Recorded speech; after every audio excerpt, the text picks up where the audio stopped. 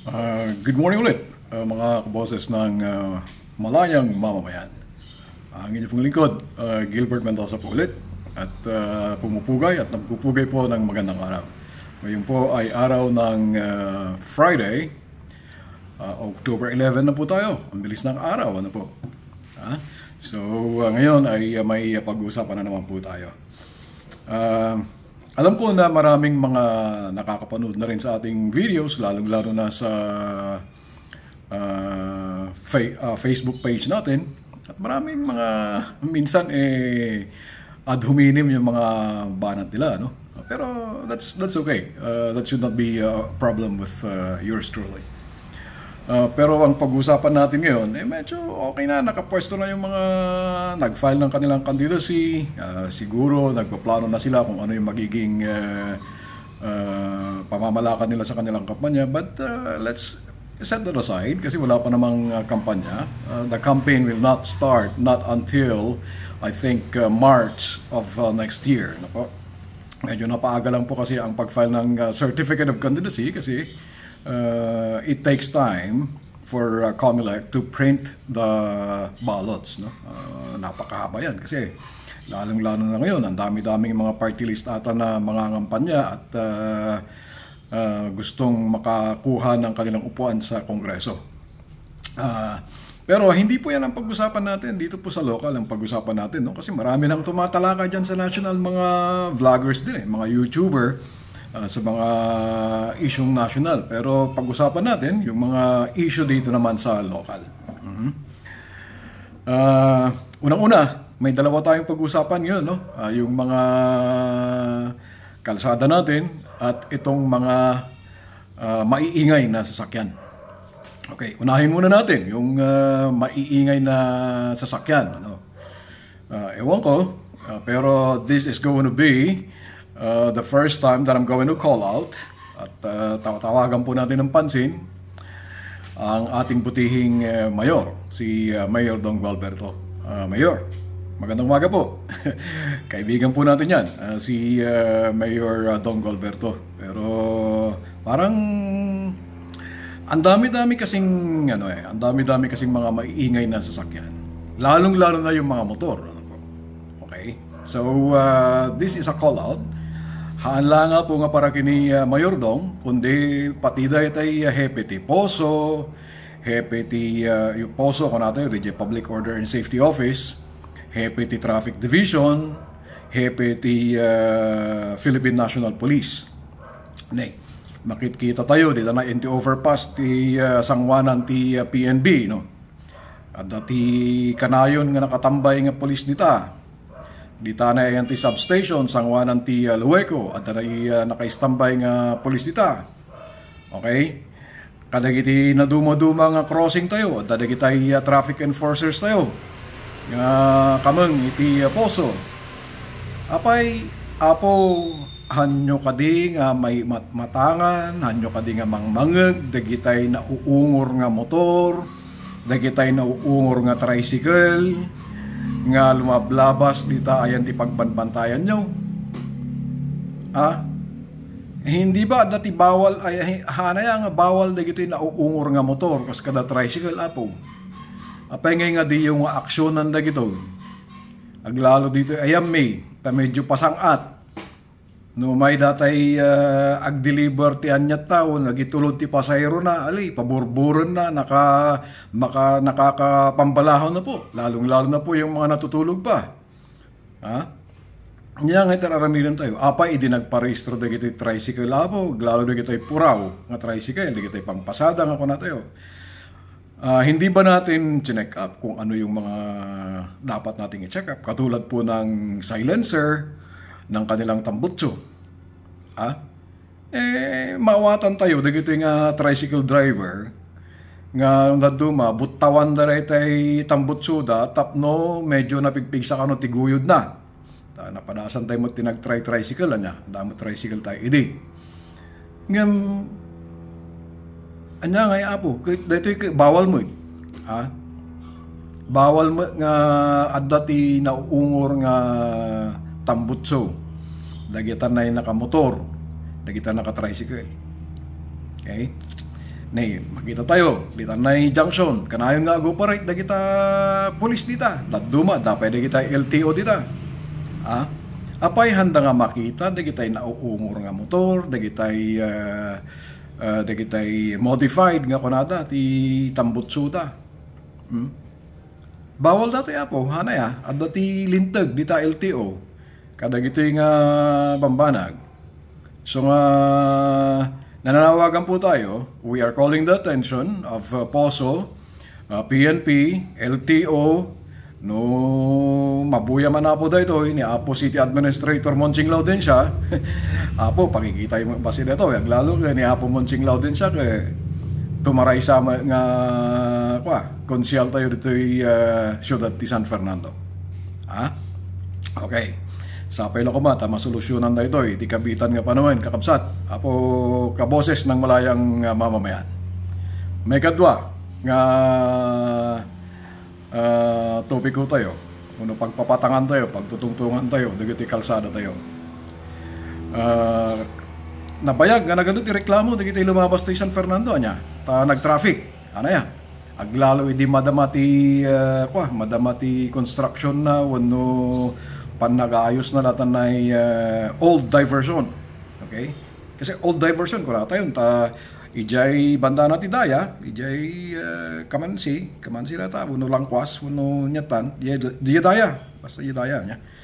Di barbaro nga diversion road, nga ko na tayo, so barbaro nga diversion di dati adat to ili tayo, dito lumabas ito yung Sevilla, Tangki, Biday, yung mapanag San Juan, dahil kung ko na tayo nga old diversion na niya. Okay? Napayag, nag-traffic dita, construction nga road, manipo di jay, Justice Hall, di jay Sevilla, iti Barangay Hall, iti Sevilla, ginggana dita Biday, ginggana dita na yanti patpatadar da nga SM. Okay? So, hindi matuukan tayo, kuna tayo, nag-traffic, sobra mga talaga traffic, na talaga dumat tilugan. Antay mga mapawilan na, dagito kakabsat tayo, nga gumatang iti lugan da. Kasi, alam naman natin, at nararamdaman naman natin, compared to previous 2 decades or 3 decades, na parang ang hirap bumili ng sasakyan, yung mga dekadang 1990s or 1980s, parang pag may sasakyan, talagang napakayaman mo na. Pero ngayon, dahil nga hindi naman natin may pagkakaila na dumami po talaga ang middle class. Believe me, whether you like it or not, dumami po talaga ang middle class. So nakakabili na lang sakyan, nakabili ng motor, nakabili ng kotse, kahit second hand man lang, at least nakabili ng sakyan. Okay? So dahil dyan, dumami nga ang sasakyan, dito nga sa San Fernando, halos wala tayong mapagparadahan or wala na nga tayong mapagparadahan. Lalo na ngayon, ongoing yung construction ng nasunog na wet market wet market. So ongoing, hopefully matapos na po sa pinakamadaling panahon. So yan, dahil dyan, dahil nga sa napakaraming mga sasakyan, sa volume ng sasakyan, added pa dun sa volume ng mga pampasaherong sasakyan, pampasaherong tricycle, jeep, bus, at mga truck, talagang clog ang ating mga kalsada. Okay.